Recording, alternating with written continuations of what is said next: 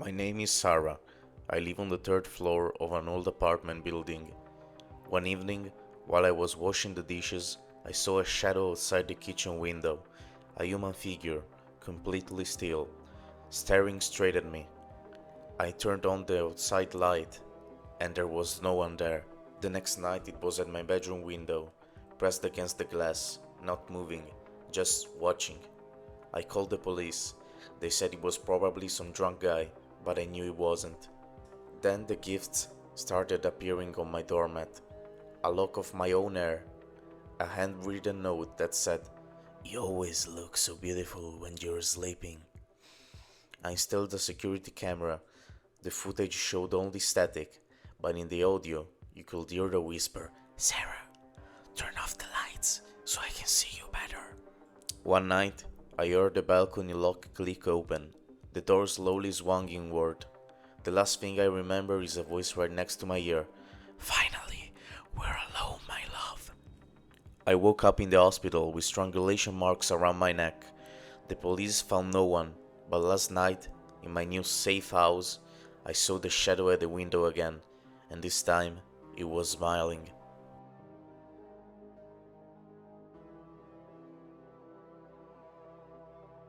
My name is Josh. I make YouTube videos. For months, an account with no profile picture followed me everywhere, Shadow Watcher 89. It left comments that were impossible. "The painting behind you is crooked. You ordered extra wasabi with your sushi yesterday." I blocked it. Another one appeared, Shadow Watcher 90. "Blocking me won't help you. I always see you." One evening, during a live stream, it wrote, "The blue shirt you're wearing. You bought it near the station 2 weeks ago." I ended the stream in terror. I moved 40 kilometers away. New name, new accounts. 2 weeks later, a package arrived. My favorite old hoodie. And a note. "Your new apartment is nice. The view from the bathroom when you shower is beautiful." That night, at 11:07 p.m., someone knocked softly on my door.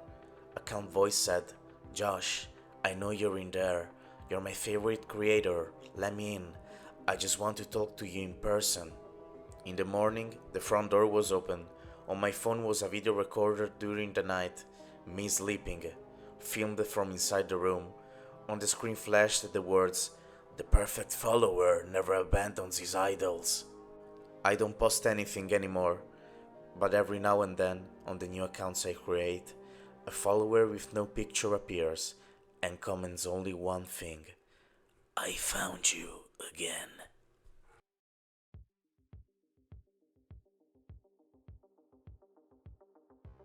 My name is Luca. I downloaded a dating app called Soul Link. I matched with Elena, 23. She was perfect, same taste in music, laughed at my stupid jokes. She wrote, "I like the way you walk when you go to the supermarket on Tuesdays." I had never told her that. We arranged to meet at a cafe. I arrived early. I waited 2 hours. She never showed up. Then she sent me a photo, me sitting at the cafe table in my blue shirt, taken from a distance. That night, I received another photo, me sleeping in my bed, taken from inside my room. "Good night, love." The app disappeared from the store. Elena's profile no longer existed, but the messages kept coming. "Why are you running? I love you. I've been following you since you were 16. One night I woke up. There was a figure sitting on the edge of my bed, long brown hair. I couldn't see her face. She reached out and stroked my cheek, whispering, "Finally we're together, Luca. I don't exist for others, but I do for you." I turned on the light instantly. The room was empty. On the pillow was a single long brown hair. On my phone, a new message. "Never turn on the light again when I come to visit you. You ruined the surprise." Now I sleep with all the lights on, but every now and then, in the darkness between one blink and the next, I see her silhouette, and she's smiling.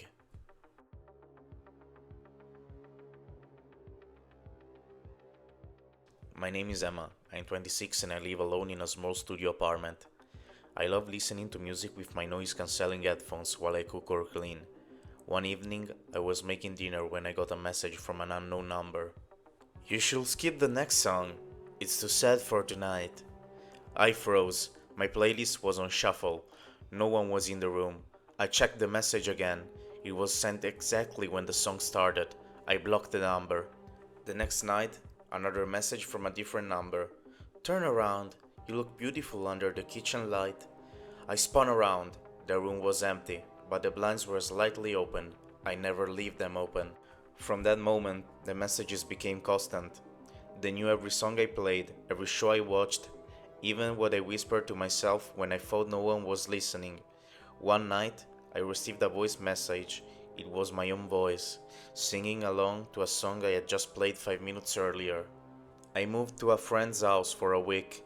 When I came back, my headphones were on my pillow. Inside one ear cup was a tiny handwritten note. I missed hearing you sing, welcome home. That night, I slept with the lights on and music off. At 3:13 a.m., my phone vibrated. A new message. You can turn the lights off now. I can see you perfectly in the dark. I never used headphones again, but sometimes, when the apartment is completely silent, I still hear someone humming my favorite song right behind me.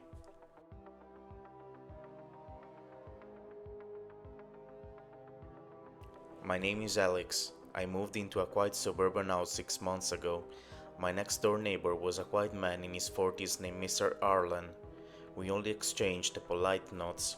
One morning, I noticed my trash bins had been neatly arranged, not how I left them. I thought nothing of it. Then my mailbox started having letters that weren't mine, but addressed to me. Inside were photos of me sleeping, taken through my bedroom window. I confronted Mr. Arlen. He smiled kindly and said, I don't know what you're talking about, son. I've been away on business for 2 weeks. But I had seen him watering his plants the day before.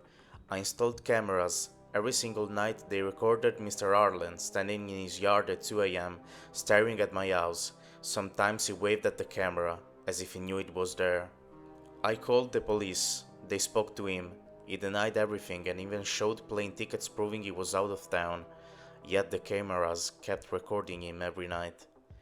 Last week, I woke up to find my front door unlocked. On the kitchen table was a cup of coffee, still warm, made exactly the way I like it. Next to it was a note in neat handwriting. You sleep so peacefully. I've been taking care of you since you moved in. Don't worry, I'll never leave you alone. I moved out the next day, but yesterday I received a letter at my new address. It said, New house looks nice. The backyard is perfect for watching you from a distance. See you tonight, neighbor.